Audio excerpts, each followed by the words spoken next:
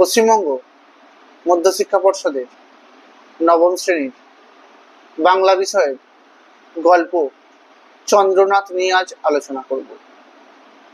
এই চন্দ্রনাথ নামক গল্পটি রচনা করেছেন বাংলা সাহিত্যের খ্যাতনামা শিল্পী এবং লেখক তারাশঙ্কর বন্দ্যোপাধ্যায়। তারাশঙ্কর বন্দ্যোপাধ্যায়ের আগুন নামক উপন্যাস থেকে পাঠ্য এই অংশটি নেওয়া হয়েছে।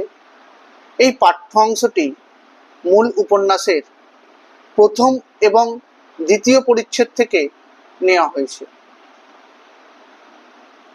চন্দ্রনাথ নামক এই গল্পটিতে কেন্দ্রীয় চরিত্র অর্থাৎ প্রধান চরিত্র চন্দ্রনাথ নামক এক বালক, যে তার পড়াশোনার সঙ্গে সঙ্গে নিজের মধ্যে আত্ম অহংকারকে জারি রেখেছিল, আর যার জন্যই তার সেই শারীরিক এবং মানসিক যে সমস্ত ঘটনার সম্মুখীন সে হয়েছিল সেগুলো নিয়েই লেখক এই গল্পটি রচনা করেছেন।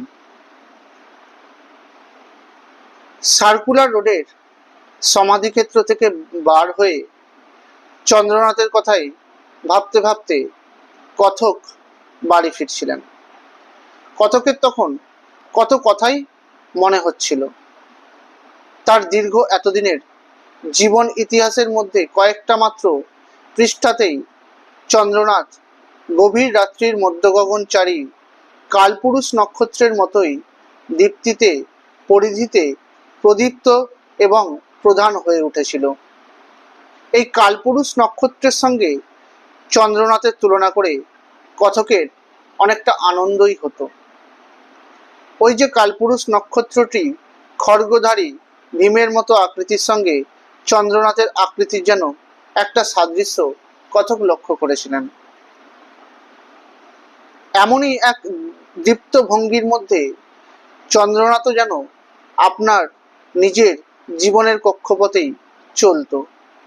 একদিন পিছন ফিরে দেখল না, কিছুক্ষণ বিশ্রামও নিল না। যাকে কুক্ষিগত করবার জন্যই তার এই উন্মত্ত যাত্রা, সে তাকে আজও পেল না, কিন্তু তবু চন্দ্রনাথ তার আপন পথে চলছে।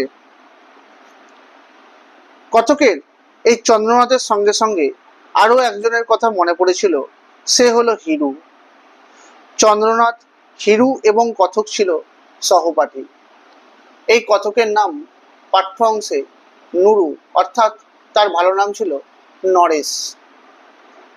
এছাড়াও